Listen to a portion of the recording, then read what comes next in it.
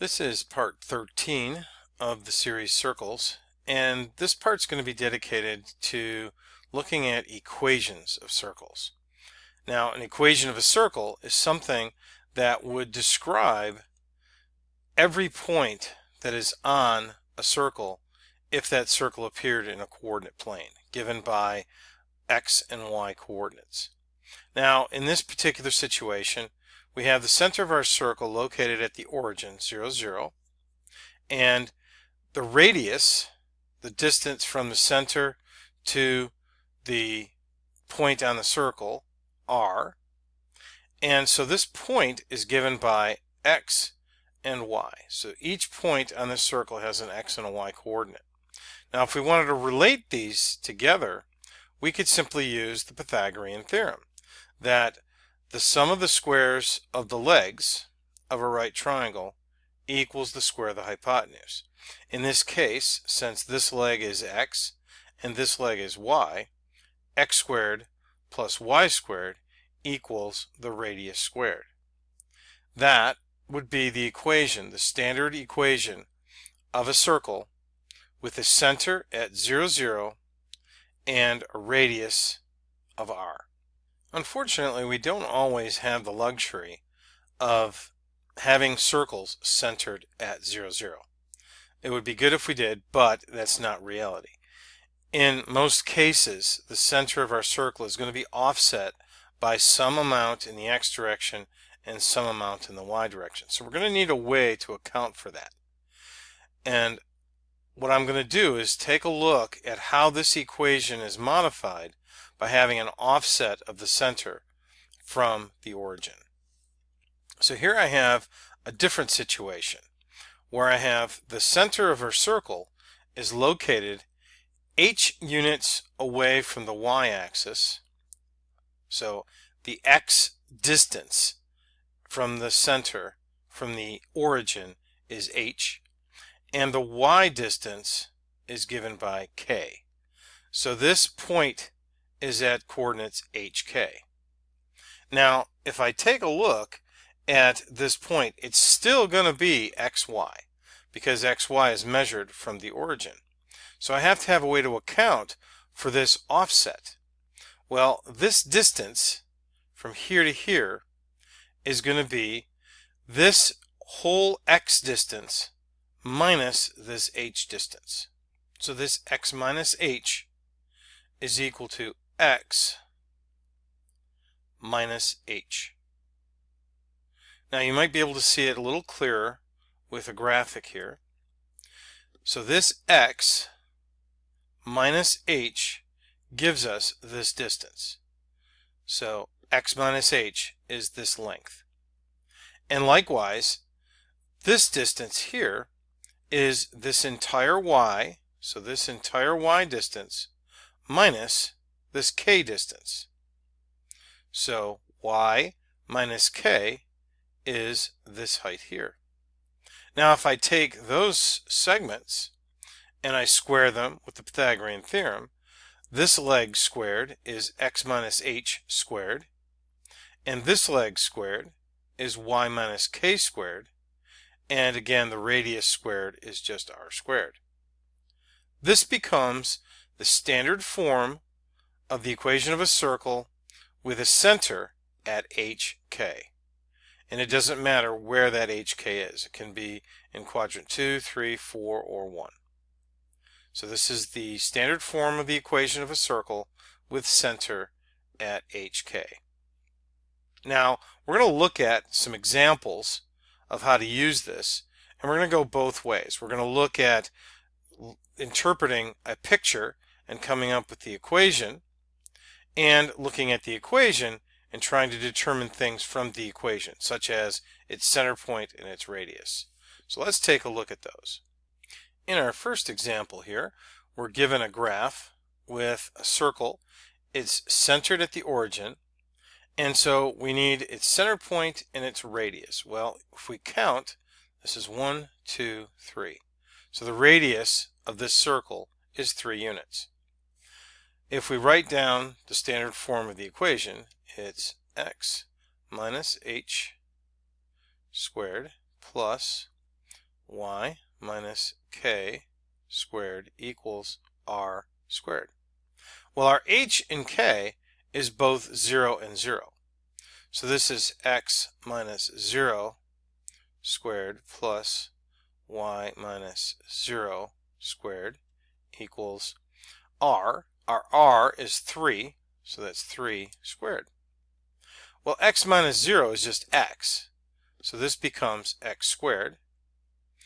Y minus 0 is just y, so that becomes y squared. And 3 squared is simply 9. So this is the equation of the circle with that center and that radius.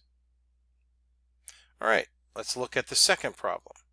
Now here we don't have a picture, but we're given the center is 2, 3, and the radius is 3.5. So using what we had here for the equation, the standard form of the equation of a circle, we know it's going to be x minus our h is 2 squared plus y minus our k is 3 squared equals 3.5 squared. So this becomes x minus 2 squared plus y minus 3 squared equals 12.25. Fairly straightforward for that one. Now, let's look at the third one. The point -2,5 is on the circle, and the center is at 3, 2. So what that means is they didn't give us a radius. We have to figure out the radius. And the way we're going to figure out the radius, of course, is using, if this point is on the circle and this point is the center, the distance from between those 2 points is going to be my radius. So we're going to use the distance formula. So -2, 5, 3, 2. -2 minus 3 is -5. 5 minus 2 is 3. Square, add square root. This is 25 plus 9. Square root, 25 plus 9 is the square root of 34. Now that we have our radius, let's go ahead and write our equation. So it's going to be x minus h 3 squared plus y minus k squared equals r squared, square root of 34 squared. This becomes x minus 3 squared plus y minus 2 squared equals, the square root of 34 squared is simply 34. And there's our equation. All right, let's go look at another set of examples. In this first example here, we're looking for the center and radius given this equation.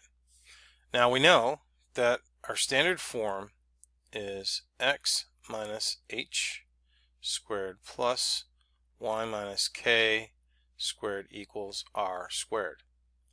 So in order to get this, we would have x minus, what do we have to get a 2 here? Well, it would have to be a -2 squared, because x minus a -2 is going to be x plus 2. And then plus y minus, what do we get to -3? Well, it's just 3 squared equals r squared. Well, to get r squared, that's going to be 3 squared. So the radius is 3. That means that our h is -2, our k is 3, and our r is 3. Notice that the h and k are always going to be opposite the sign inside the binomial. So that's all you have to do. You don't have to go through this whole rigmarole here. So all you have to do is look at the sign, and your H, your center for your circle, is going to be the opposite of that sign. So my center is at -2, 3, and my radius is 3. It's the square root of that value. So -2, 3, and square root of the radius. All right, let's take a look at the second one. Here we have an x minus h. The h is clearly 0, so we know that our center is going to be 0. And here we have a plus 5, so we know our k is going to be -5. And our radius is going to be the square root of this value, so radius is the square root of 5. Fairly straightforward there. And now for the last one. Here we have a strange looking set. This is going to be a quadratic form here, and what we're going to have to do is we're going to have to separate terms and do something called completing the square to be able to find the equation of this circle. So to start out with, let's rewrite with the terms together. X squared minus 6x, and then that's going to be plus y squared minus 4y equals 5. Now we have to complete the square on each one of these pairs of terms.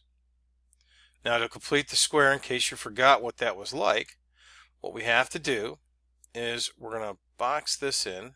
It's x squared minus 6x. And the term we're going to get here is going to be this term divided by 2 squared. So -6 divided by 2 is -3. -3 squared is plus 9. And since we added a 9 to this side, we had better add a 9 to this side. Now we're going to do the same thing on this side. We have plus y squared minus 4y, and that's equals 5 plus 9 so far. So this term divided by 2 is -2, squared is plus 4. And when I add 4 to this side, I had better add 4 to that side. Now to simplify this, we take the square root of this term, this sign, and the square root of that term. And that whole thing's going to be squared. If you were to square this, you would get this value. Plus, same thing here, the square root of this term, this sign, and the square root of that term. And that thing squared. Now we just add these numbers together. So that's 9 plus 9 is 18. Now we're almost done. The problem was asking for the center and radius of the circle.